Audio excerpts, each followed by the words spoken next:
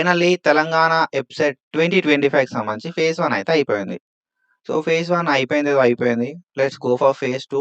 నీకు phase 1లో సీటొచ్చినా, phase 1లో seat రాకపోయినా, phase 1లో సీటొచ్చి మంచి కాలేజ్‌లో రాకపోయినా, మనం మంచిగా బెస్ట్‌గా ఓకేనా.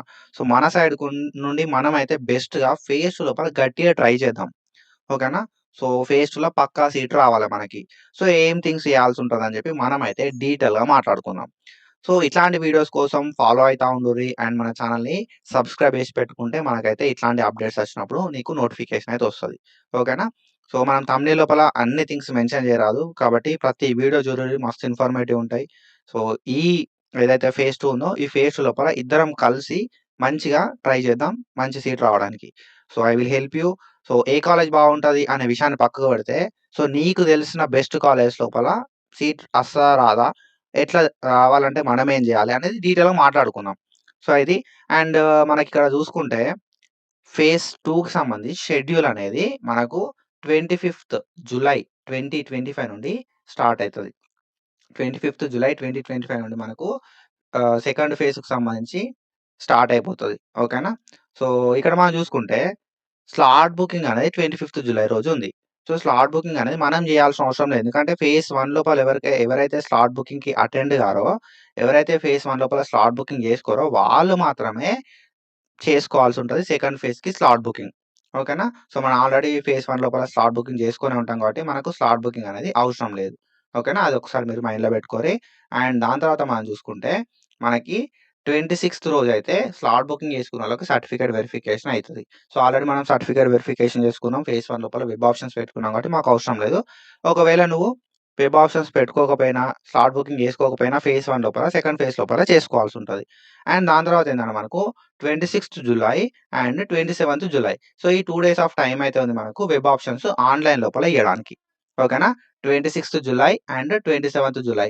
సో, 2 డేస్ ఆఫ్ టైమ్ ఉంది. ఈ 2 డేసే మనకు గోల్డెన్ పీరియడ్. సో, ఈ 2 డేస్ లోపల మనం ప్రాపర్‌గా వెబ్ ఆప్షన్స్ ఇచ్చి సీట్‌నైతే అచ్చలాగా ఏసుకోవాలి సెకండ్ ఫేజ్ లోపల. సో, వెబ్ ఆప్షన్స్ మరి మేము ఎట్లియ్యాలే అనే ఒక డౌట్ అయితే ఉంటదన్నట్టు. సో, ఫేజ్ 1 తోటి కంపేర్ చేస్తే ఫేజ్ 2 లోపల కాంపిటీషన్ అనేది ఎక్కువుంటది. ఓకేనా. సో, రిమెంబర్ థట్ ఫేజ్ 1 లోపల మనకి 100 సీట్స్ ఉంటే, ఫేజ్ 2 లోపల 50 సీట్స్ ఉండడం గూడా కష్టమే. ఓకేనా. సో, మనకి ఫేజ్ 1 లోపల ఆల్రెడీ మనకి 93% ఆఫ్ ద సీట్స్ అయితే ఫిల్ అయిపోయినాయి అని జెప్పి మనకి చాలా పేపర్ ఆర్టికల్స్ లోపల మనం చదివినాం. So, it's true. ఓకేనా. సో, ఆల్‌మోస్ట్ ఒక 10-20% మెంబర్స్ జాయిన్ కాకపోయినా గూడా ఆల్‌మోస్ట్ మనకి 70% ఆఫ్ ద సీట్స్ అయితే ఫిల్ అయిపోయినాయి ఆఫ్టర్ ఫేజ్ 1. కాబట్టి మనకు ఫేజ్ 1 తోటి కంపేర్ చేస్తే ఫేజ్ 2 లోపల కాంపిటీషన్ అనేది పెరుగుతది. ఫేజ్ 2 లోపల కాంపిటీషన్ అనేది ఎక్కువుంటది. కాబట్టి దీన్ని మనం మైండ్‌లో పెట్టుకొని మనం ఏం చేయాల్సి ఉంటది కదా అంటే, మనకొచ్చిన ర్యాంక్‌కి, మన కేటగిరీ లోపల ఉన్న కాంపిటీషన్‌కి, మనకొచ్చిన ర్యాంక్‌కి మనం చూజ్ చేసుకునే కాలేజెస్ అనేది ఇంక్రీజ్ చేయాలి. సో, మనం ఏమనుకుంటాం కదా అంటే, టాప్ కాలేజెస్ పెడతా నేను. మనకు ర్యాంక్ ఎక్కడో ఉంటది. 10,000 అబోవ్ ఉంటది. ఆ 10,000 అబోవ్‌కి మనం ఏం చేస్తాం కదంటే, టాప్ కాలేజెస్ అని చెప్పి ఒక 20 కాలేజెస్ లిస్ట్ అనేది పెడతాం మనం. ఓకేనా. సో, ఈ 20 కాలేజ్ లిస్ట్ పెట్టడం వల్ల నీకు సీట్ వచ్చే ఛాన్స్ ఉన్నాయా అంటే లేదు. ఓకేనా.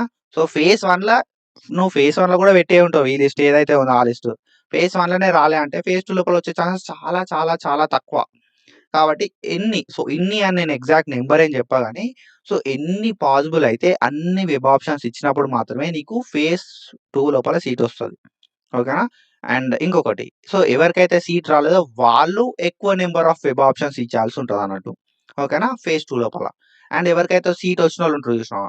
సీట్ వచ్చినోళ్ళు ఏం చేయాలి అంటే ఎక్కువ నంబర్ ఆఫ్ వెబ్ ఆప్షన్స్ ఇయ్యొద్దు. Only limited number of web options ఇయ్యాలే. సో, నీకు నచ్చిన కాలేజెస్ నువ్వు 10 ఇత్తవా, 15 ఇత్తవా, 20 ఇత్తవా?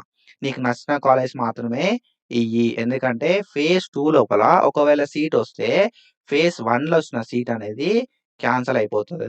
ఓకేనా. ఫేజ్ 1లో వచ్చిన సీట్ అనేది ఆటోమేటిక్‌గా క్యాన్సల్ అయిపోతది. ఒకవేళ నీకు ఫేజ్ 2 లోపల సీట్ వస్తే.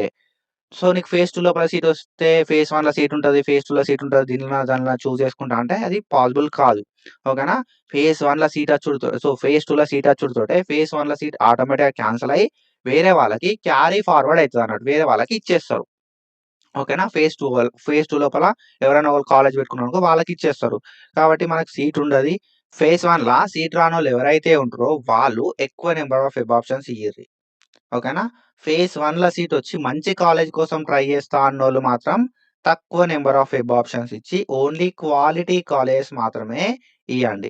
సో, క్వాలిటీ కాలేజెస్ ఇయ్యడం వల్ల మనకు ఒకవేళ సీట్ వచ్చినా గూడా ఫస్ట్ ఫేజ్‌లో ఉన్న సీటు క్యాన్సెల్ అయిపోయినా గూడా మనకు పెద్ద ఫరక్ పడదు. ఓకేనా? సో, ఏదో ఒక వరస్ట్ కాలేజ్ పెట్టుకున్నాం అనుకో ఫేజ్ 2 లోపల. ఆ కాలేజ్ వస్తే ఫస్ట్ ఫేజ్ కంటే మంచి కాలేజ్‌లు మాత్రమే పెట్టుకోవడానికి ట్రై చెయి. ఫస్ట్‌కి కాలేజ్ కంటే మంచి కాలేజ్ లేదనుకో నువ్వు ఆటోమేటిక్‌గా పోయి జాయిన్ కావాల్సుంటది. సో, అది గుర్తుపెట్టుకొని వెబ్ ఆప్షన్స్ ఇయి. సో, ఎట్లా వెబ్ ఆప్షన్స్ ఇయ్యాలని చెప్పి మనం నెక్స్ట్ వీడియో లోపల మాట్లాడుకుందాం. అండ్ కొన్ని ట్రిక్స్ కూడా చెప్తా. Do follow us. And that's it for today guys. Follow for more content. Thank you so much. మన టార్గెట్ ఒకటే. ఫేజ్ 1 అయిపోయింది. లెట్స్ గో ఫర్ ఫేజ్ 2 గట్టిగా ట్రై చేద్దాం. Thank you so much. Signing off.